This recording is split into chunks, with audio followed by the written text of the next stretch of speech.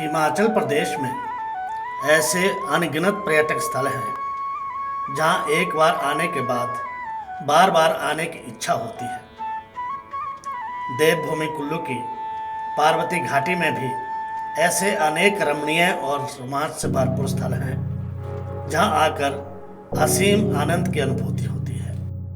ब्यास नदी के साथ भुंतर में जिया नामक स्थान पर पार्वती नदी का समागम होता है। कहते हैं पार्वती घाटी में प्रवेश करते ही नदी के दोनों ओर ऊंचे ऊंचे पर्वत शिखरों के बीच से निकलती पार्वती नदी पौराणिक इतिहास को समेटे हुए है। इस घाटी में भुंतर से लगभग 65 किलोमीटर की दूरी पर खीरगंगा साहसिक पर्यटन के शौकीनों के लिए विशेष मायने रखता है। इस कड़ी में हम आपको खीरगंगा की ओर ले चलते हैं। खीरगंगा पहुंचने के लिए पार्वती नदी के साथ साथ भुंतर से जरी, कसोल, मणिकर्ण होते हुए बरसैनी तक 50 किलोमीटर सड़क निजी वाहन, बस या टैक्सी द्वारा लगभग 2 घंटे में पूरी होती है। घाटी में प्रवेश करते ही मध्यम गति से सरकती गाड़ी से नदी के दोनों ओर ढलानदार पहाड़ियों में छोटे छोटे गांवों के पहाड़ी शैली में बने घर अनुपम दिखते हैं। गाड़ी से उतरते ही बरसैनी में आसमान छूते पर्वत शिखर और उनके नीचे देवदार के हरे भरे वनों को देखकर मन प्रफुल्लित हो जाता है।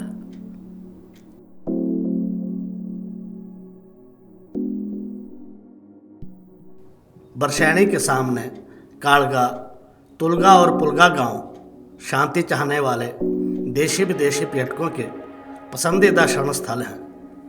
पर्यटक कई कई दिनों तक इन गांवों में होम स्टे में परिवर्तित घरों में रहते हैं। NHPC द्वारा बरसैनी में पार्वती विद्युत परियोजना के तहत निर्मित जलाशय से यहाँ के सौंदर्य में और भी बढ़ोतरी हुई है। बरसैनी से खीरगंगा तक लगभग 13 किलोमीटर पैदल चलना पड़ता है। यहाँ झील के पास से खीरगंगा पहुँचने के लिए 2 ट्रैक बने हैं। एक ट्रैक कालगा से घने जंगल के बीच से होकर है और दूसरा पैदल रास्ता झील के पीछे से नखथान गांव होकर है।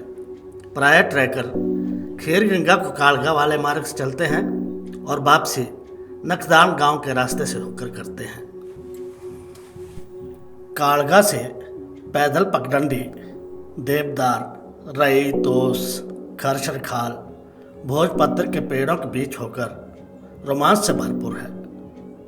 घने देवदार और रई तोस के वृक्षों के बीच चलते हुए प्राकृतिक दृश्यों को देखते हुए धीरे धीरे चलना पड़ता है।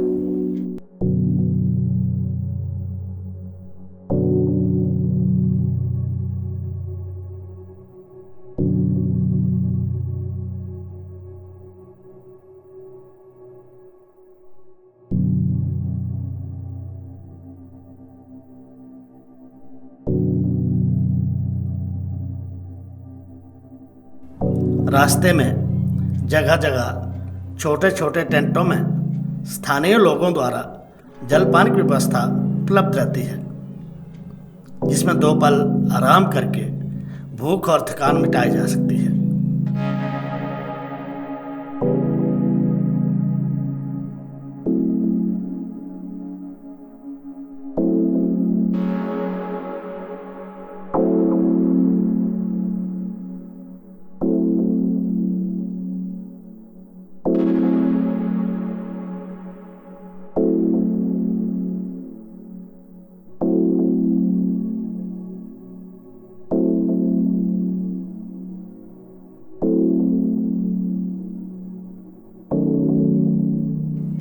बीच में कहीं सीधे और कहीं चढ़ाई वाले रास्ते से चलते हुए जब खीरगंगा पहुंचते हैं तो लगता है जंगल के बीच एक विशेष टापू में पहुंच गए हों। यहाँ पहुंचकर मन प्रफुल्लित हो जाता है और पदयात्री की सारी थकान तिरोहित हो जाती है। खीरगंगा में स्थानीय युवाओं ने टेंटों में रहने की व्यवस्था उपलब्ध करवाई है। प्रकृति के सानिध्य में खुले आसमान के नीचे टेंटों में रहकर यात्री सुखद अनुभूति से सराबोर हो जाता है। शहर की आपाधापी से दूर यहाँ आकर अद्वितीय सुख का अनुभव करता है। लगभग 1 किलोमीटर के घेरे में वृक्ष रहित इस स्थान पर प्रकृति प्रेमी कई दिनों तक सुकून से रहते हैं। यहाँ पर एक गर्म जल का झरना बहता हुआ कुंड में गिरता है। इस कुंड में स्नान करना शरीर को तपिश देता है और जोड़ों के दर्द से राहत दिलाता है।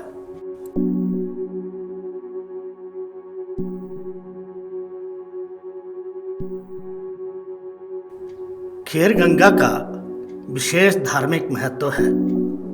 लोक धारणा है कि एक बार शिव पार्वती और कुमार कार्तिकेय यहाँ भ्रमण कर रहे थे तो कार्तिक स्वामी इस स्थान से मुग्ध हो गए और उन्होंने यहीं साधना करने का मन बनाया। कार्तिक स्वामी द्वारा यहाँ पर तपस्या करने की बात सुनकर माता पार्वती का हृदय ममत्व से भर गया। ममत्व के वेग से उनके स्तनों से दूध की धारा झरने लगी। जिस स्थान पर मां पार्वती के स्तन ने झरते दूध की धारा छोड़ी, उस स्थान पर दूध का स्रोत प्रस्फुटित हुआ।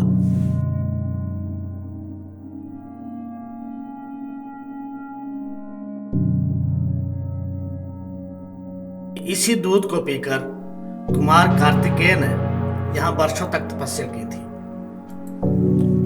वही दूध का स्रोत बाद में जल में परिवर्तित हो गया। चिकनाई युक्त यह जल आज भी दूध की तरह दिखता है। झरने के पास ही शिव का छोटा सा मंदिर है। एक तरफ पार्वती का स्थान भी है।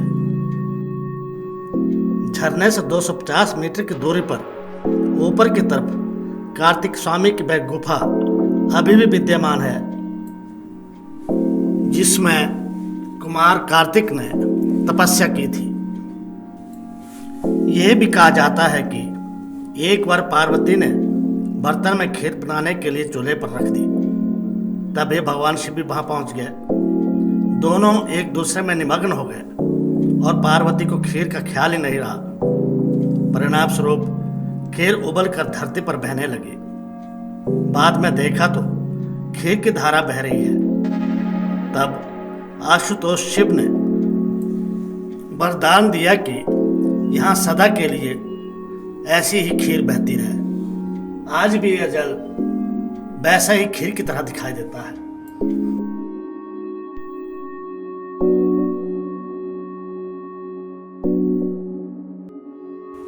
खीर गंगा से वापसी में उतरते हुए ट्रैकर रुद्रनाग होकर लौटते हैं। पार्वती नदी पर छोटी पुलिया को पार करते ही दाईं तरफ नाग के फन की तरह एक झरना बहता हुआ दिखाई देता है। ऐसा लगता है जैसे नाग अपने फन से पानी उगल रहा हो।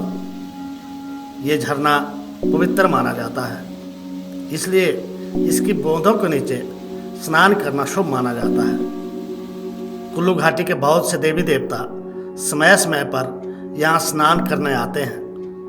प्रायः श्रद्धालु यहाँ के पवित्र जल को बोतलों में भरकर अपने अपने घरों को ले जाते हैं। रुद्रनाग से 3 किलोमीटर की दूरी पर नखथान गांव में भी रात्रि विश्राम की सुविधा उपलब्ध है। और उससे आगे जब बरसैनी की झील के ऊपर पहुंचते हैं तो वहां से पूरी घाटी का नज़ारा बेहद रोमांचक दिखता है।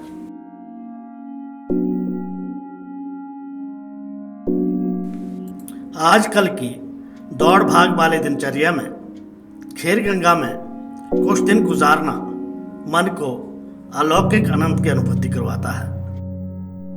Hi, my name is Abhishek. मैं मुंबई से आया हूँ। So I am a tourist basically and I love trekking and travelling too. So हम लोग ने खीर गंगा का प्लान किया था with me and some of my friends and it was an amazing experience.